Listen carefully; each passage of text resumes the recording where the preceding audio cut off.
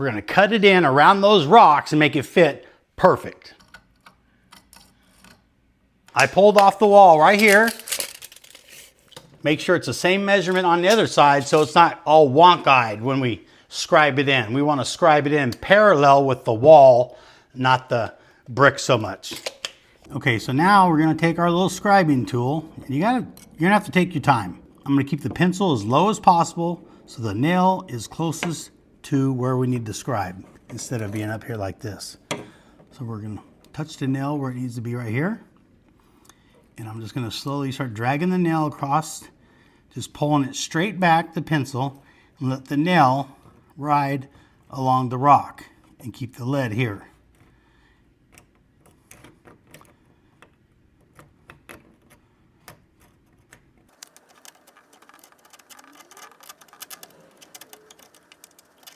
Just take your time and just go slow. Tell you what, even if it's not perfect, it's going to be damn near perfect. It's kind of hard to see, but I got the line all the way down, the squiggly line. See if you can, right there. So the top took me a few minutes, about 5 minutes to drag that slowly. Now we got to do the two sides and the bottom.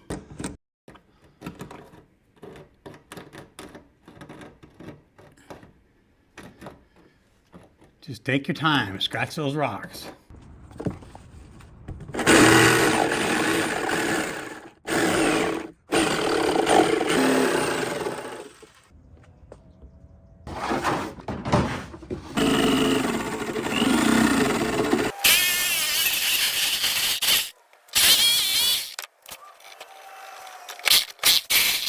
Okay, so I cut the top and the bottom, and I'm not sure exactly how the sides are gonna fit, so I'm gonna go test fit it and see where we're at before I whack off the sides, because if it's too short, you're not adding stuff on. It's gonna look good. Cheap compass, but it's working. Cut the back side of the beam to get it close. Now I'm using this scribing tool right here I picked up at Lowe's, and I'm making a reference point right here, 4 inches. So I have at least 1.5 inches material to cut off in the back. And then I'm taking this piece right here, pushing it against the rock, pulling it back to my reference line right here. I'll push it in like this.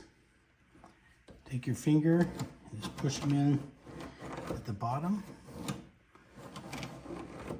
And then lock it in right here.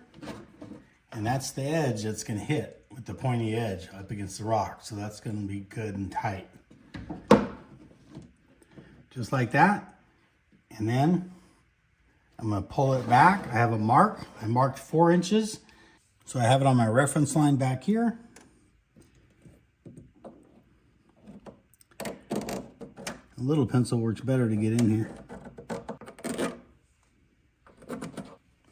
There we go. That's gonna be a line. So this is a 1 foot section right here. Here's my reference line.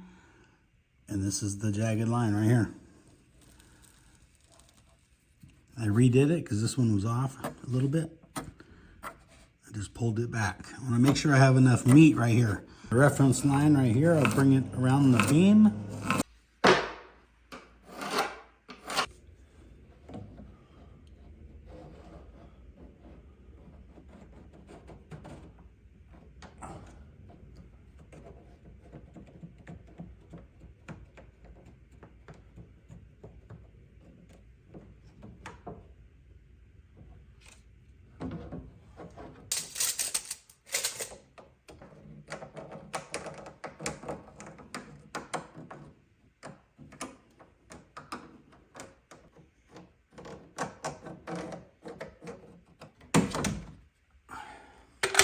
Here's the fit.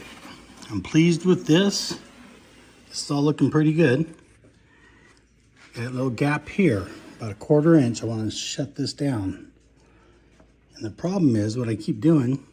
If you have a problem here and fix it, you may have a problem there. So you just have to go a little bit at a time. And I put this paper in there wherever it sticks. It's sticking right here. So I'm going to trim all this out around this rock on this side.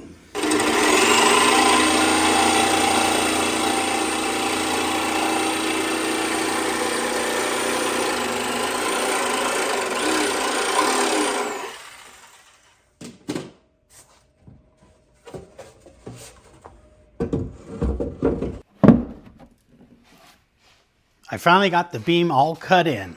Took about 1,000 little cuts and a bunch of hours, probably 6 hours of just cutting and fitting. So that's the hardest part of this, is cutting and fitting, because when you make a cut over here, it affects it over there. So hardest part of the job. Let me show you what it looks like on the inside of this beam. It's all cut. Look, it's all cut to death to make it fit on the edge. So let me show you what I'm going to go with, the finished edge. Is it perfect? No, it's not perfect, but it looks pretty good. So let me show you what it looks like right now. Okay, so on my original cut, my original scribe on the beam, I screwed the sides up. So I'm going to redo the sides. I'm going to take a skin, I just rip this on the bandsaw, 3/8 of an inch thick there. I'm going to tack this up there with some finish nails, scribe it in, then glue it on after I scribe it in with the pattern right there, so I can fix my mistake and it'll look like it was one piece again. And then I have to doctor this up and make it look old again. Yes, I just have to worry about making one good scribe.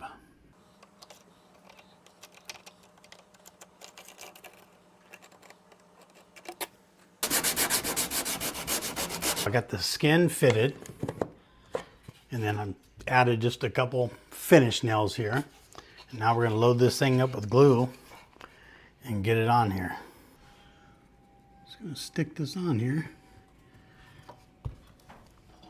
I'll trim it up when I get it back to the shop.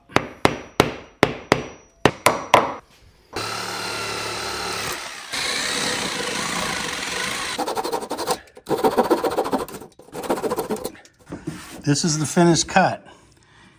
Okay, I got about an 1/8 inch gap in some areas and a little bigger, but it goes with the rocks. And once it's stained black, it'll look a little better. This was our problem area here, but it all worked out. Here's the bottom. The right side came out better than the left side.